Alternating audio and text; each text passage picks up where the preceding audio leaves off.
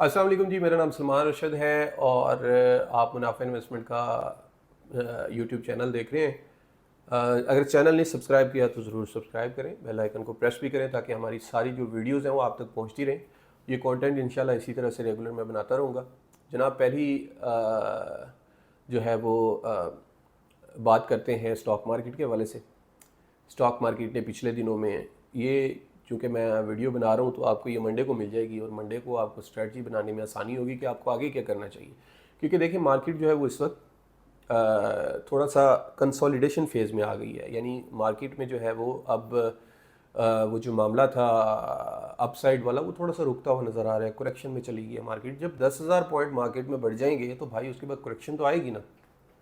तो जो मैसेजेस वगैरह आप लोगों के मिल रहे हैं उसमें भी जो कमेंट्स आप करते हैं, मोस्टली लोगों का यही सवाल होता है कि जी आगे आप मार्केट को क्या देख रहे हैं। तो उसी के हवाले से थोड़ी सी आज बात करेंगे। पहले तो कुछ इवेंट्स पे बात कर लेते हैं।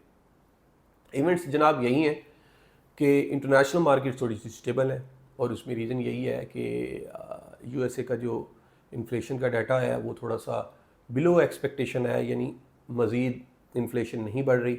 तो वो जो फेड का मामला था कि जी अब मज़ीद इन्फ्लेशन बढ़ती हुई नज़र नहीं आ रही, उसके ऊपर थोड़ा सा पता चलता है कि अब आगे फेड जो है वो स्टे करेगा, शरह सूद नहीं बढ़ाएगा। लेकिन आपको पता है अनसर्टेनिटी हमेशा प्रिवेल करती है मार्केट में, कभी भी किसी भी वक्त कुछ भी हो सकता है। ये उनका अभी तक जो है स्टेटमेंट है, लेकिन इसके साथ साथ वो यरकाते भी रहते हैं आपको।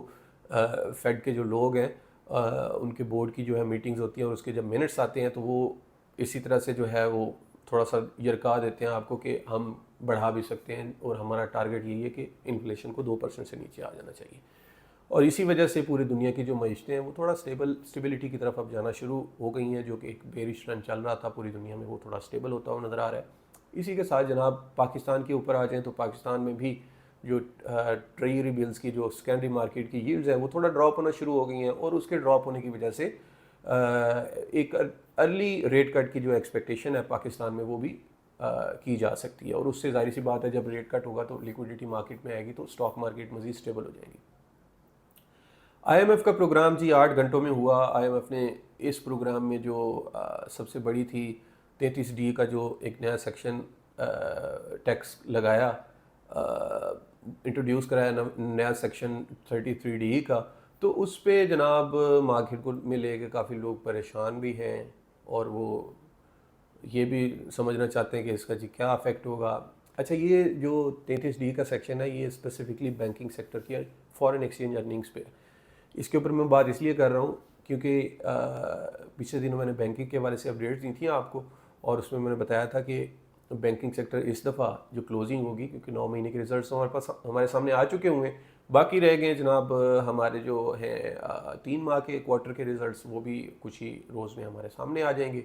और एक्सपेक्टेशन यही है, जो ट्रेंड चलता आ रहा है, क्योंकि कोई बड़ी चेंज तो नहीं आई, शरह सूद उधर ही खड़ी हुई है। तो 2023 का जो साल होगा बड़े अच्छे हाई नोट पे क्लोज होगा बैंकिंग सेक्टर के लिहाज से। तो बैंकिंग सेक्टर में इसी वजह से थोड़े से लोगों का इंटरेस्ट ज़्यादा है। तो इसमें एक ये नेगेटिव जो खबर जो 99D का जो सेक्शन आया है, इसको मैं थोड़ा सा एलैबोरेट कर देता हूँ। ये फॉरेन एक्सचेंज इनकम पे है और इससे EPS के ऊपर क्या फ़र्क पड़ेगा। सबसे ज़्यादा तो जिन बैंक्स की फॉरेन एक्सचेंज अर्निंग होगी, जिसमें अस्करी बैंक है, बैंक अल्फला है, इसी तरह से जो है वो बैंक्स की जो है वो दी गई हुई है। अगर आप इसके हवाले से कुछ स्पेसिफिक अपने बैंक के हवाले से पूछना चाह रहे हैं तो वो मुझे कमेंट में बताएंगे, तो मैं आपको उसी कमेंट में रिप्लाई भी कर दूंगा।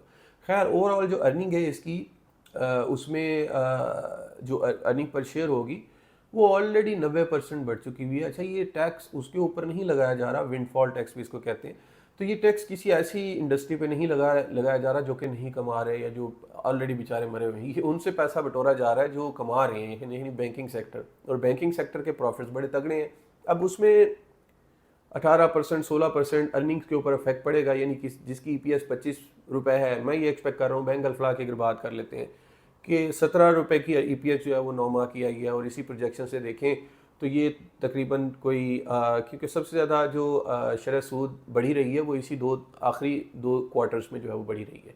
तो इसमें अगर आप देखेंगे तो यहाँ पे आपको देखने को मिलेगा कि बैंक अल्फला की जो अर्निंग है वो मुझे जो है वो साल की तकरीबन 22 से 24 की रेंज में नज़र आती है। और अगर इसमें आप जो है वो 3 रुपये 3.5 रुपये निकाल भी लें तो ये 20 रुपये की अर्निंग फिर भी जो है वो बनती है। और 20 रुपये की अर्निंग के ऊपर अब अगर शेयर जो है 40 पे भी ट्रेड कर रहा हो तो 2 के मल्टीपल पे फिर भी जो है वो जस्टिफाइड है। मतलब बैंकिंग जैसे सेक्टर जिसमें आपको 7 8 9 से नीचे की अगर इंटरनेशनली देखें पी नहीं मिलती, वहाँ पे आपको 2 ढाई की पी के ऊपर जो है वो चीज़ें मिल रही हैं। तो मेरा नहीं ख्याल कि बैंकिंग सेक्टर के ऊपर कोई बहुत बड़ा इम्पैक्ट आएगा। और बैंकिंग सेक्टर पे जो इम्पैक्ट आना था वो 2 4 दिनों में आ चुका हुआ है। आप देखें ना, बैंक सेक्टर पे 2 3 दिन से प्रेशर है और उसी वजह से वो जो ईपीएस का कटाव आया है उसमें जो है वो प्रेशर इंटरनेशनली लोकल मार्केट में अपनी प्राइस में जो है वो उसको प्राइस इन कर रहे हैं। तो ये एक बहुत बड़ी डेवलपमेंट थी, इसके हवाले से मैंने आपको बता दिया। दूसरा MSCI का रिव्यू था, उसमें कुछ बैंकिंग सेक्टर के स्टॉक्स को और कुछ दूसरे स्टॉक्स को वो भी आपके साथ मैंने लिस्ट शेयर की थी।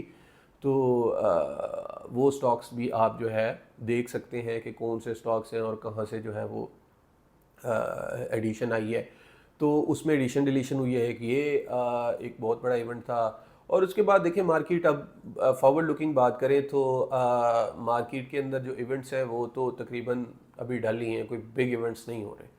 और मार्केट जो है वो अपने मूवमेंट जो बना रही है वो टेम्पो पे बना रही है। ये अपनी एक समझ लें एक बुलिश जो स्पेल चला हुआ है, एक्साइटमेंट जो हुई हुई है। टॉप पे हमेशा एक्साइटमेंट होती है और बॉटम पे हमेशा पैनिक होता है।